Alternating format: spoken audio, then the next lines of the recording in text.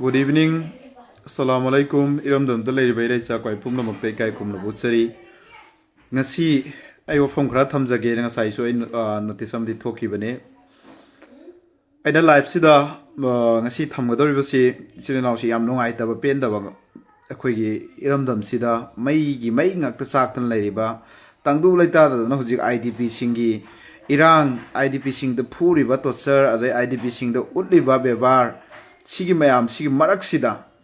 akhoi gi ngasi amuk isan nupi ma laibak thiba thodok ta sarina singa mayum bana airport tagi ngasi accident lai kidre accident ni masida aina madugi do akari gi tawri mon haibadi tik lai jade adubo asiba haibasida dharma jat eng deba asiba haibasi asiba haiba potse dharma jat eng de sirab matung da taraga lai boy ro fiam na kupsan biba sigi si maitai sigera pangal sigera christian sigera sigi khoi tawnai chat nei ba ado manipur gi law and order si kayamuk ekhoi gi neglect taw khre sitra ge miyoi ba si kari sulate na khan basi aikhoi gi nahal idp anga ngam da phu ko phu ure me amna ngasina asi bhaksang do sa sandou na pairaga chor lak na chingi ne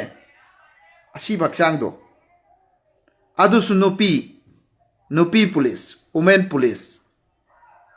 adu nupi police na ni ko Iresa sing sida pangal haiba laite maite haiba laite masi loina pena de ai gi kamenda maite sili naw su yamna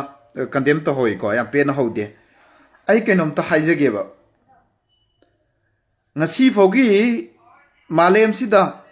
thokki da ba thodok kaya manipur da thoe ko ngasi so ma thoe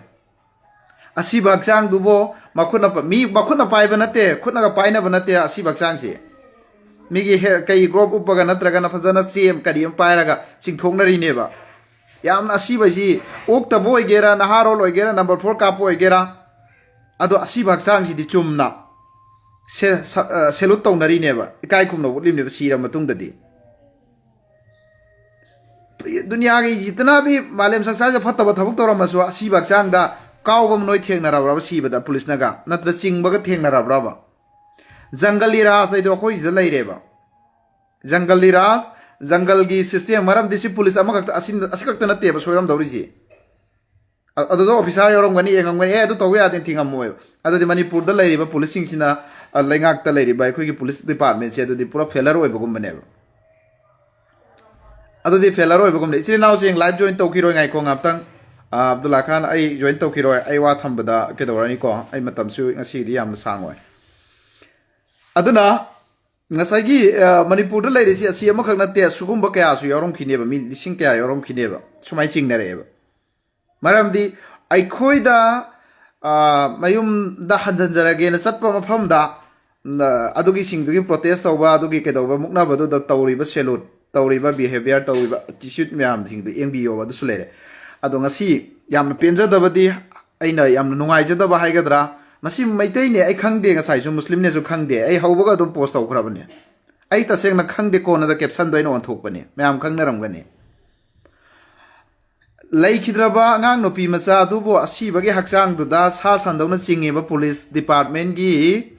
women police nupi si kari dandi lobe ya he ba se athu matam da logi oi ba punishment pigadamni sima Riyazuddin Bogi Mayum United Maitai Pangan Youth Organization umpiogi maikai dagi thamjari aduga maduda chena ba khudingmak action lawgadamni haiba sim su thamjari aduga ahan ba makta da ichan nupi dugi laikhidreba imung manungi awaba da saruk yazari aduga haujiki police to nupi dom de lem tha yaroi madugu madu khoi gi government police daga lehenba madu matik chade police department daga Police haiba sarkar gi employee haiba sina khoina khanggadaba khangbigadaba na ina requested person sing oja sing da ina sar sing da madam sing da thamjani ba kari public na ngawra su noi di controller ni public ya ngasai kari haiba public ya antaraktra su angaw phai ni sa sa boy su drug zone boy su drug cha boy su huran boy su naharo loy su police gunda oi su na khoi di mi bu convince to ba mi gi aran badu sum thok pi na ngai lairi me ba aran badu sum thok na ngai lairi ba na khoi na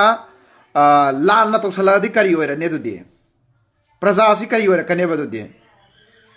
isile na sing na akam pet ngang ga masage achak podagi iramdam nusi bidai ngang bada phari ba nakhoi na du tori du gi nakhoi na thak da pha na ngai mi leitre siraba khalli se kana gum na kari gum henjan na wangang gum matam da di phari ba example nahal comedy oina akhoi gi sangai festival gi matang da kari yambana blogger ama moi content YouTube pai ba Facebook da post blogger haibra noi content sem bai bra ai madu khangdre madugi duna kedoro hangubada sa kari gum khara henjan ba hangubada phari ba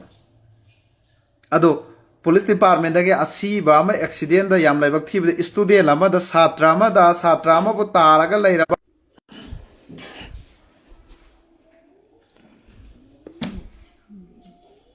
network si kran ngai ado bus ki chaka du da ta dna leira ba ngang du takhai da na thoma ba sira ba ngang du bo phajana lokhat piraga jom san biraga machi em da phajan thamda bi da ching tho ta sengna ma ki oina akhoi gi ngalaktangi wa lawi do togo na masugum base chap chap Echal lokhalan gadabni ado da masida senari ba khuding maksi loge oba punishment phangan gadabne base ai thamjari handakti kari gumba sida ga matho moram cha dana negotiation tawraga ke do khraba net se kitang nungai tre me ngsi gi waro ya de